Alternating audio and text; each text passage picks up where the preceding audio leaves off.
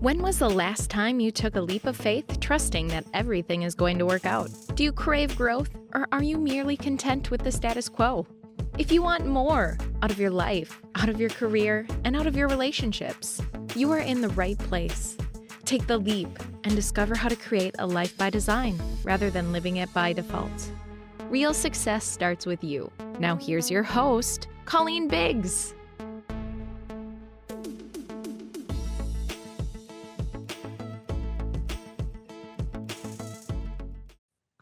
All right, listeners, hello and welcome back to another episode of Take the Leap. I am your host, Colleen Biggs, and we've got another really great episode in store for you today. And Erica Bennett and I have been on each other's podcasts. She hosts the Crazy Ex-Wives Club podcast. I am not going to label myself as a crazy ex-wife because I absolutely think I am a completely sane, sweet, kind ex-wife. And I always wanted everything to be fair in my divorces. But I will tell you, in my very first divorce, I was drugged through hell and it was no fun.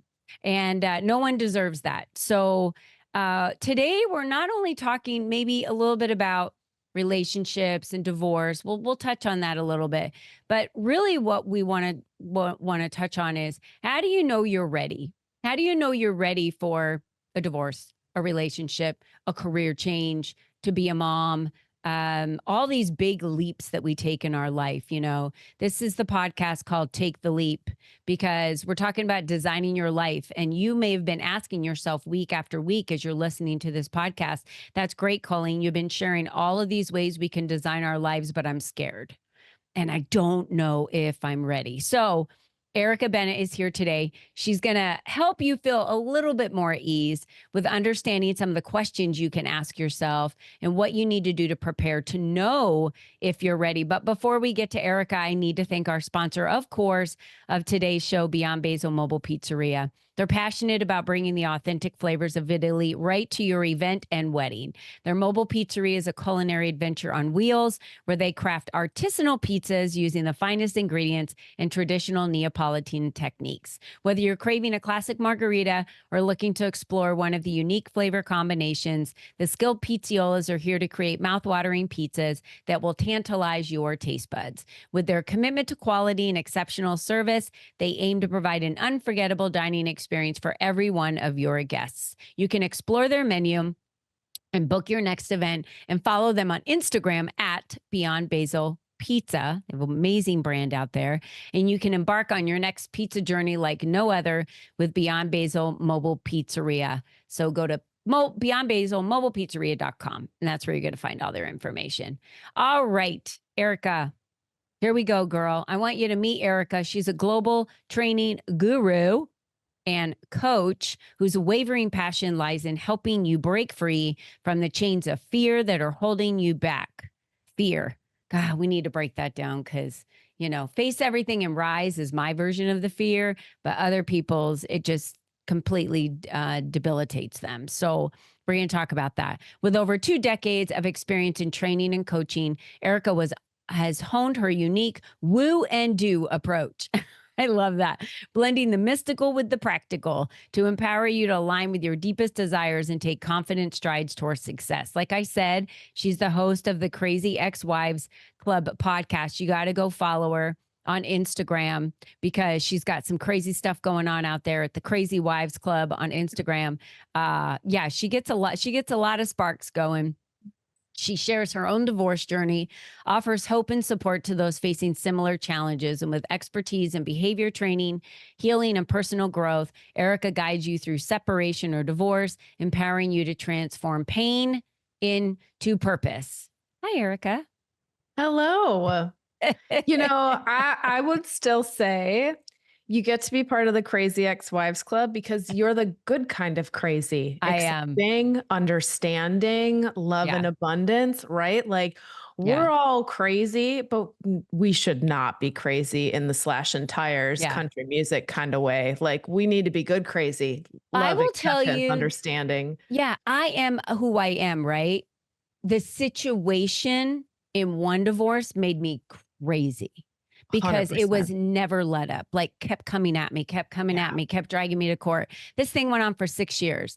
My second divorce, I was more hurt and damaged because I wanted that one forever. And I would say for that divorce, and most people don't know I've been divorced twice, and now I'm married to the love of my life and my soulmate, but it took a really long time to find him. I will tell you that divorce was so easy and quiet, and it was, we, did it together. And I couldn't go through what I went through the first time. And so I felt like I was more mature but if he would have acted the way that the first one did and drugged me through all that, I'd have been right back to batshit crazy. Yeah. I hear you. Because you can only take so much and then you break and you're like, bro, I can't do this. Like, I'm going to try and do this. It's like there's this side of me that sleeps. It's a sleeper side.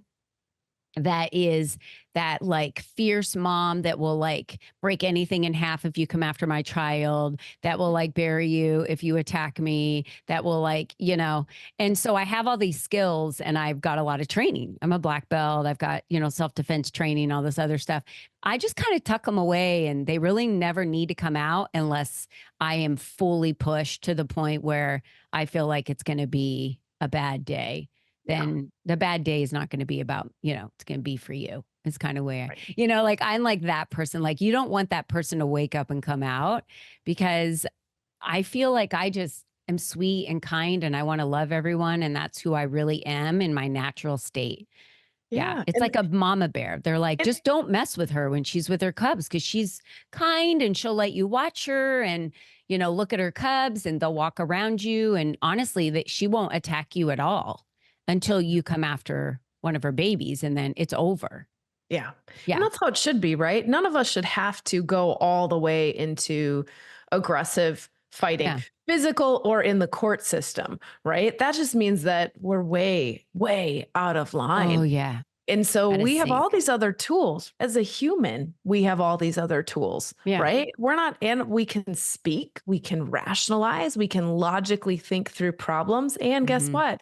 We still have all those same emotional reactions, the intuition that animals are leading off of, but we've built a lot of tools on top of that. And we should be using those and not be getting to those animalistic reactions unless we're really, truly threatened, right? When we are really pushed there, then we're going to go there.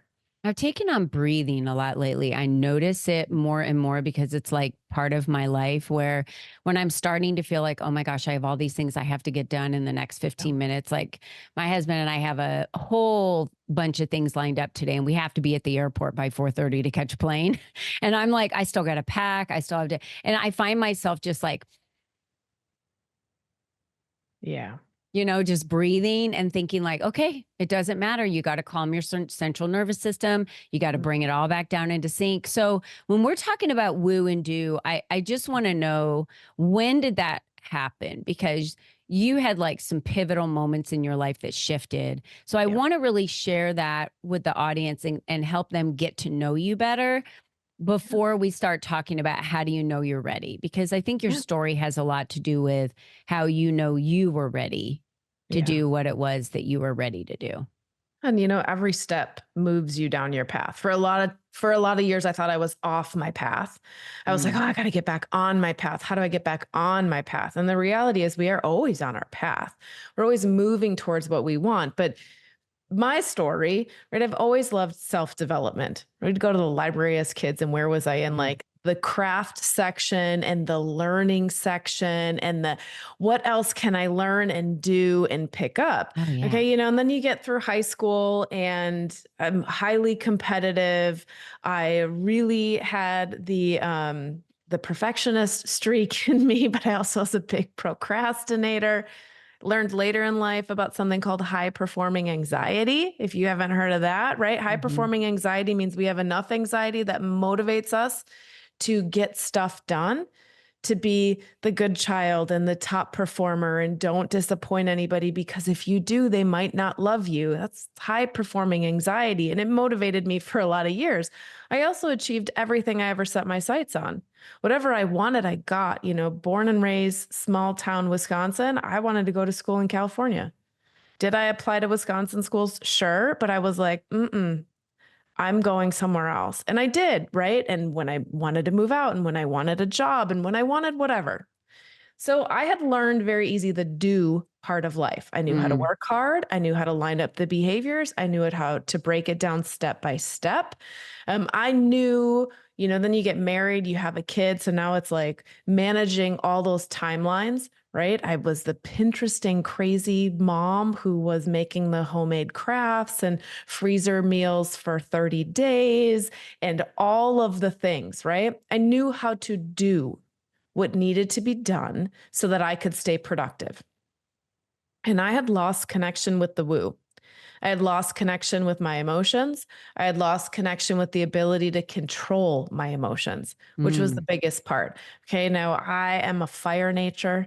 If you get into any sort of personalities, okay, I'm whichever one gets real hot and bothered and angry fast. Okay. There's always one in every type of personality test. I just always had low lying inflammation. Now, as the stress continues to build, kind of like you're saying with breathing, my central nervous system was always on alert. It was always what else has to be done. I had trouble falling asleep, right? I was always tired, but I was always doing the work. So when my story pivoted, I knew something was wrong in my marriage. The reality is, let's make sure we put this out there. Every marriage is going to have problems. Nobody's perfect. You don't marry a perfect partner. You marry somebody who is aligned in values and goals and whose ish you can kind of sort of deal with, because you're not perfect either. So they're trying to deal with your stuff and you're trying to deal with theirs, and you're just trying to enjoy life together. Well, I knew we were struggling. I had tried, getting him to therapy. I had, complained and poked and what are we doing? And something is wrong, because at this point I was so unhappy and I was putting all that pressure on my then husband. Like, hey, if you were different, I could be happy.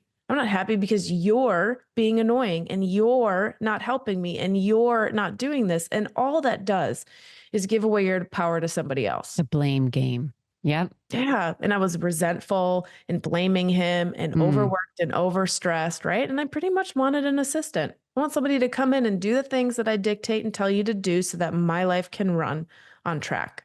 And so, we're trying for a second baby. I think we finally got it back on track. He's going out. He would go out a lot. I'd stay home with our son. And I remember crying and being like, oh my God, I really thought I lost you. I feel like we finally got it back. I really thought I lost you and I thought this was over. He goes out. He's not really responding. I'm like, something's wrong. He's like, I'll tell you later. Comes back from the bar. He tries to go to bed. He tries to just avoid the problem again. And I'm like, I can't do this anymore. And he says, I love you, but I'm not in love with you. This is nothing about you. We don't want the same things anymore. And I'm done. Rolls over, goes to bed. My entire world comes to a halt, right? Everything. I didn't sleep. I still went to work the next day. A beautiful coworker and friend took one look at me and packed up my bags and sent me back out. But I didn't want to be home either. Now at this point, now your nervous system, like even now the goosebumps are raging, right? My nervous system went into a complete fight or flight. Yeah. And it started the process of me finding the woo again. The connection to an inner knowing, the ability to choose my emotions, my crazy superpower is the ability to choose love and extend grace. People are hurting and they do mean things, and I don't have to respond to that. I can protect myself. I can go somewhere else, but I don't have to continue the hate. So I went deep into meditation work. I hired coaches and trainers. We were doing, meditation. And it really just came from a place, like you're saying, I just needed to breathe. I hadn't slept in years. Rewinding this right before this, six months or so prior, my dad had, wherever we were, my dad passed away when my son was about 6. So I'd lost my dad, right? I was grieving the loss of that. Now my marriage is drowning. I'm desperate to save it because I don't know how to get my life back on track without it. Yeah. And the biggest gift was as he continued to stay avoidant. We were separated for 2 years. And in that 2 years, I started to do my meditation and my breathing work just because I needed to calm down. I started to go for walks. I got into the gym. I'd hated the gym, but I found a group of supportive people. They didn't really know. So important to find community when you feel isolated and alone and big And things are happening in your they life. didn't necessarily know all the details, but every week we showed up. And if you missed a class, Erica, where were you? We missed you at class, right? And then again, this movement, moving the emotions and the trauma through the body. I'd work out real hard and cry in the parking lot. Like things were moving out. You call it woo and I call it self-healing. Like I really feel that there are times in our life when we need to self-heal, and that's just going within and understanding ourselves, trusting ourselves, feeling where our feelings are, feeling where we're trapping energy, because that's where it shows up as like physical pain. Working with Reiki masters, like I do all of that because I necessarily can't always figure it out or know what it is, but they can, because our bodies, the issues are in the tissues, and our bodies will tell them where it is, what we're holding on to, what it, and then we can identify it once they help us hook it down to what it is. Then we can identify it and go, oh, I know exactly what that is. Yeah, because we also avoid our own feelings, right? And so for me, my entire life was taken over by fear, but I didn't realize it. Yeah. And little by little pieces were coming back. I did my yoga teacher training while I was still married and when my son was little, and in there, we're reading from Judith Hanson Lassiter, I think was the book. And she talks about everything either comes from fear or love. There are no other emotions. If you're angry, the root of it is you're afraid of something. You're afraid something is going to happen. Something's going to be taken away from you. So these little pieces were being dropped in. I had watched The Secret for the first time. If you're into manifesting, right? The Secret's like, here's the steps. Love it. I remember watching it and being like, oh, this is what my answer to fix my problems at work. Oh, this was the answer to fix my problems in life. Like I was trying to control the details. I had lost the woo, the sense of spirituality. I was raised Catholic, but I'm not practicing in a church. I just believe that there's a stronger power. I believe that there's some other plan for us than just what we're doing right now in this instant. I found that the more I sat, now I worked for a lifestyle brand. I led meditations. Okay. But when I started doing it consistently, because all of a sudden I was desperate to stop the voices that were telling me that my life was never getting back on track. I started seeing other things. And this is where the woo really opens up, right? I could see flashes into the future. I could see dreams that were gonna, that I really wanted. And that's this beautiful blend of the woo and the do. If we just do and do and do and do, but we never fix our mind and the emotions and the woo part of it, all you do is make a bigger mess. Well, you didn't have the choice to decide if you were ready for a divorce or not, because I think that from what I'm hearing you say, the choice was made for you, and your husband was moving forward with checking out and separating and doing his thing. So where did you in all of this, because I believe these huge major life changes mold us for our future. Where was it that you started working with clients or with groups or individuals on really helping them understand, like, this is when you know you're ready? Like, I know that I trust myself, but I had to work on trusting myself. So I know when I'm ready for something, because when I'm resistant, there's something I still need to fix. There's something I'm a disbelief. There's something that's still not aligned for me, because and it's not that I need the certainty, because I'm going through that right now with a lot of our family businesses and things that my husband we're buying, businesses and selling. And there's a lot of changes happening right now, But I know when I'm ready for something, because there's this sense of calm that comes over me, and I'm ready, like, and I can commit 100% without fault. Like that's kind of how my world works. How does it work for you and for most people? Because I've never worked with anybody on this, so I don't really know how, how that works. I'd love to hear your take on it. Yeah. Well, the interesting part is, he rolled over and said he was done, but then he never did anything else. So he waited for me to do the work again. Okay. And so we were separated. Sorry, I'm laughing because like, oh, so I've been doing everything in the marriage and now you want me to do this too? Like, should I file divorce for you or what? Yeah. So we were separated for 2 years. He moved out one night while I was out at a concert. Like I finally went out with a friend and came back and the house was empty. And he's like, I rented a place and I'm gone. Like again, avoidant of every major conversation that had to happen. Now remember, I was also scared to death to start over. So what was I doing? Can we work on it? I think we had enough to save it, right? I'm in negotiating, hardcore negotiating, because I've always been able to do and get whatever I want because I could, with my mind, right, negotiate in and use my words to get what I want. And so I'm trying like, hey, let's try therapy. And his answer was just, I'm not ready. And he waited it out. And so the first year I spent locked in fear, desperate to find anything to save my marriage and to get him to change. Now those pieces were finding yourself. Listening to your inner knowing, right? Every coach I hired was like, you know what? We can't control him. We can't control you. Let's focus on what you can control. Okay. So that gets me through the first year. I'm still avoiding it. That's a huge piece that you just said. That's a good reminder for people. You cannot control other people. So why worry about the things you cannot control? I think that was the biggest factor for me, to let go of the things that we worry about. It's like, why are you worried about it? You can't change it. There's nothing you can do about it. So why are you worried about it? It's wasted space. Like take all that energy of worry and focus back on yourself and what you can do for what you can change for you. I'm glad you said that. And then when it's too big, like in the beginning, that was too big. I couldn't put the worry aside and they'd be like, okay, I see it. But we can't change that right now, right? No, we can't. I can't. And every time you go chase it down and try and force it to move forward, what happens? He pulls away. Okay. What can we do? Can you go for a walk? Can you eat something healthy?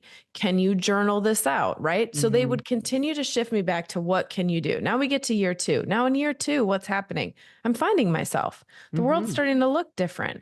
Like I'm on walks with my son and the sky and the tree, they have this extra special sparkle. And I'm like, wow, I like me. I'm worthy of having a partner who really wants to show up. Now the real work had to be done. And I had to unwind what were my own childhood wounds, issues around worthiness that I was trying to get him to fulfill. And use him, you can say a partner, a relationship, a job, a title. What do you think that thing gives you that you don't feel worthy without it?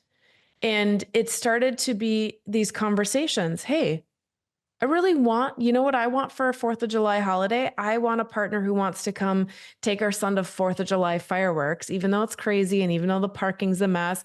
But I want somebody who wants to be there for that. And I want somebody who thinks it's okay to just hang out with family for that holiday. We don't live close. We don't see family every weekend. Like on holidays, we do. I don't want a partner who thinks that it means that they just get to go to the bar and I stay home alone. I think I deserve somebody who wants to be around me. Think I deserve somebody who wants to share some of the same things, right? I, piece by piece, started to find me until I was the one that filed. He actually came back at Christmas. He's like, I'm really sorry. I got on a plane. I was flying to Japan for work. It's a 12-hour flight. And this was before you had cell service on a plane. Okay. So when that boarding doors close, you are shut off for 12 hours. And I sent a text and I said, by the time I land, I want your answer. I'm done waiting for you to figure out what you want. I know what I want in my life now. Hit send. Okay. I don't sleep on the plane. I get there, the phone dings and he says, I'm ready to work on it. And I cry because it wasn't the answer that I wanted. Yeah. And so then I had learned, why was I ready to take the leap? Because I had looked at the places that I was relying on him to fulfill me. I had learned how to control and fulfill those things on my own. I had learned how to really love who I was and what I wanted. And when I learned those things, and they were little by little, then I was ready to take the leap. Then I could stand in my knowing, and he's making jokes about how he forgot our anniversary. And I'm like, hey, this is serious. I saw a lawyer today. This is not a time for jokes anymore. So to get there, though, one of the best things, so like if you guys are listening, here's what you need to start doing. Every single night after my son went to bed, I started to visualize. So I had a picture. For me, it was me on the edge of a cliff, and I was looking out at the great expanse in front of me. And I knew that I could sit down and I could stay exactly where I was, and nothing would change. Everything would be the same. I could continue to be in the same space. He's not really here. He kind of sort of shows up. I have my friends. I have my gym. I have my social time. I was able to pay the bills because I was working. Nothing would change. Do you want to stay? Or do you want something more? And so I'd be visualizing this, and eventually, my little spirit animals would come, and one of them was an eagle, and the eagle would fly by, and it was like get close enough for me to touch. And I was like, do you want to leap? And one of the nights in the visualization, I leapt and I flew. Right now you're flying through the clouds, and it's little, I'm not flying for hours or whatever, but it's like the visualization that, do I want to sit down or am I ready? And that's when I knew that I was ready. But to get ready, right, I had to own what were my own problems, what were my own worthiness wounds that I was relying on somebody else to fulfill. And what did I really want in life? Do I want the same things as this other person, whether it's a job or a relationship you're leaving? If you leave before you clean up that energetic mess, you get the same thing again. Have you ever left one and then started dating virtually the same person? Yeah, you're again? like, I'm not going to change, but this next relationship's going to be different. No, it's going to be exactly the same. Me. It's not going to change you. You have to change to change it. And so the crazy part is that you can change the relationship or the job and never leave it. You don't have to leave to get something new. You have to change you. You have to change how you see things. You have to change how you choose to react to things. So because I had calmed my nervous system down through breathing, through yoga, through napping, a lot of napping, I didn't have to respond in the same way anymore. I didn't have to react to the situations that irritated me. That inflammation, the redness, the fire was soothed. Yeah. Could it come out when I needed it? Hell yes. But it didn't control me anymore. You said something key that I thought was important, because you talked about how as you were doing these visualizations that you weren't ready, and you just kept visualizing and visualizing.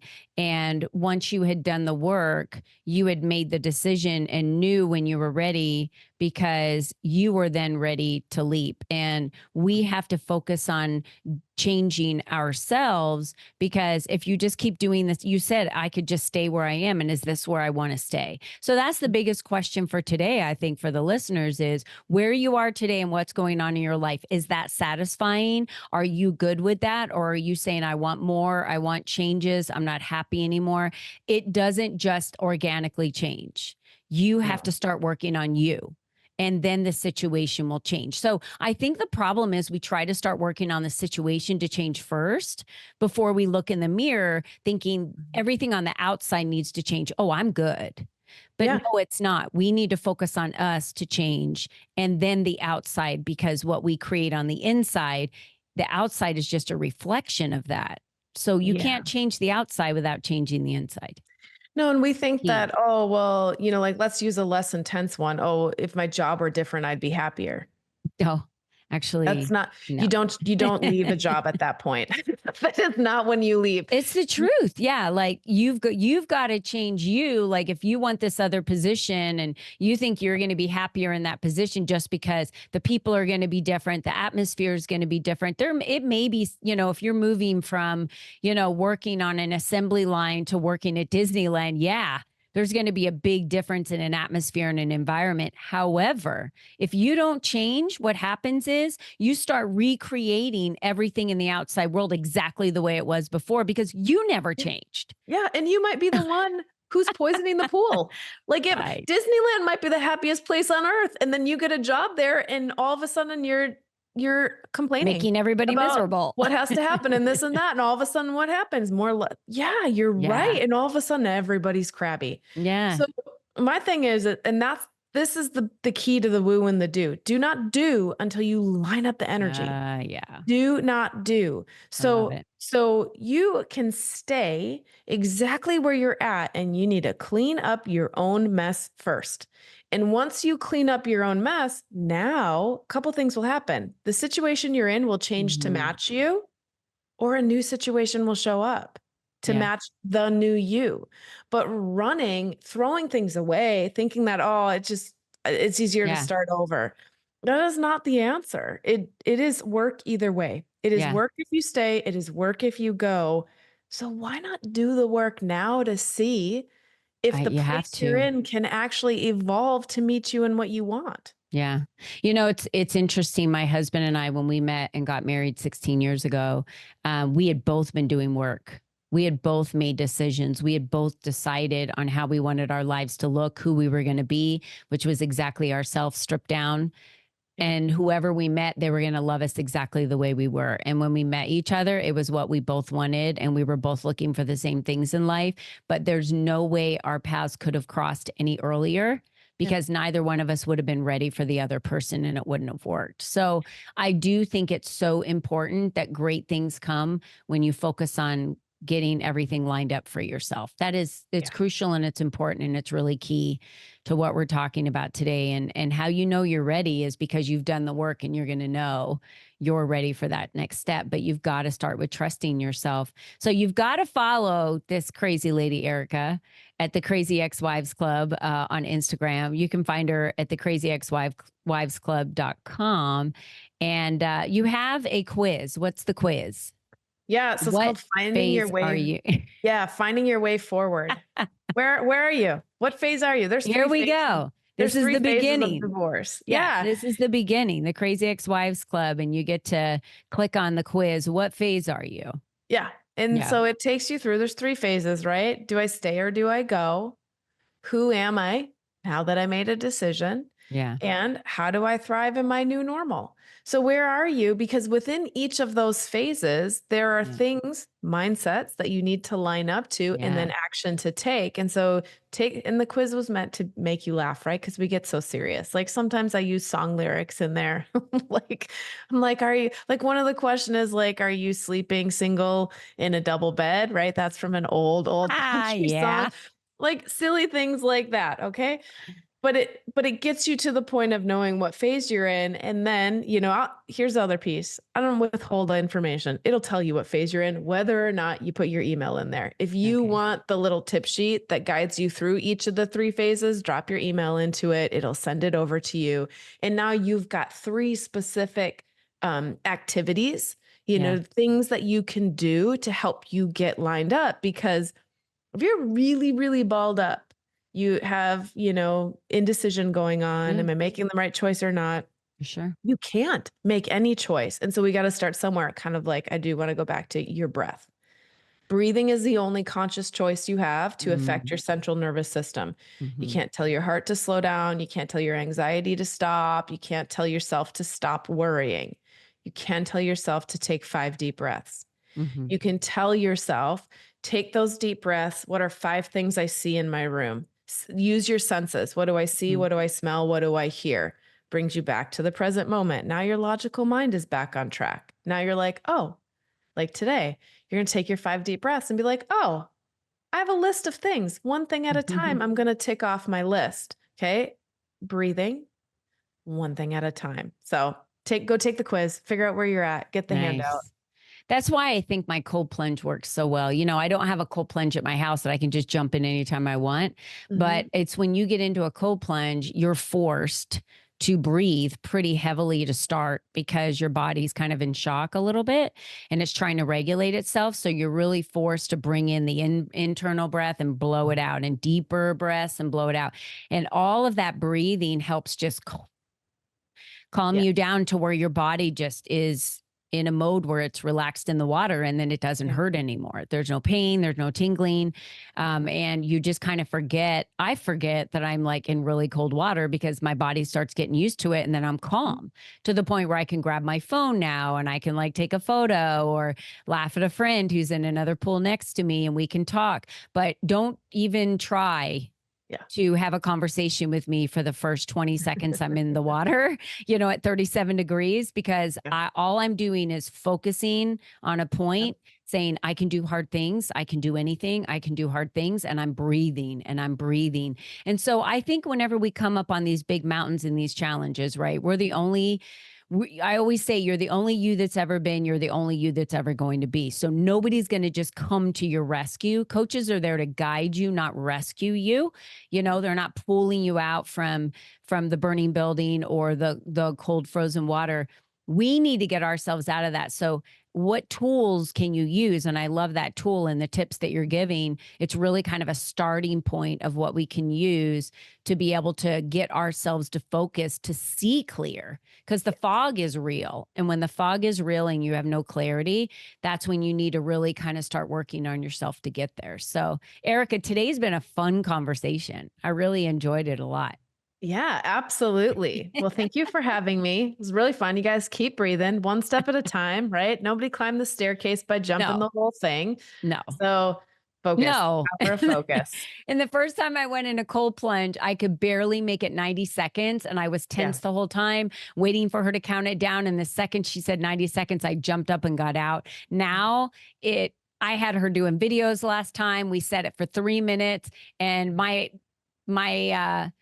alarm was going off while she's holding my phone, taking videos, and we're just laughing like we could just sit in here forever. Like we're totally fine. So practice makes perfect. It's the power of focus, right? Because in that same moment, you could choose to continue to let your mind think, oh my God, it's so cold. I can't be in here. Is it done? Is it done? Is it done? You can stay on that rat race, or I'm going to choose to focus on something else. And that's what the woo and the do is trying to get you to do, right? Because when you can choose your focus, you can do anything.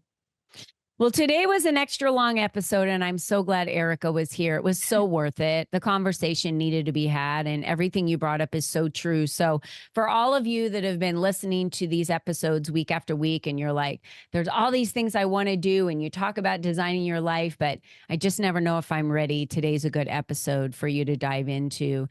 Take the quiz. What phase are you in? Understand, are you ready to do the things that really kind of scare you a little bit? But I know if we don't take the leap in our lives in so many areas, that we're just going to stay stuck and we're never going to improve. And I'm all about improving and being the best version of myself every day. And it's little by little by little by little. And I'm really never done. It's every day until the day we die. So Erica, thanks for being a guest on today's show. Thank you for all of you for joining us as you do week after week. We're so thankful to our loyal fans. And until next time, never forget, be you and be strong. Bye-bye for now.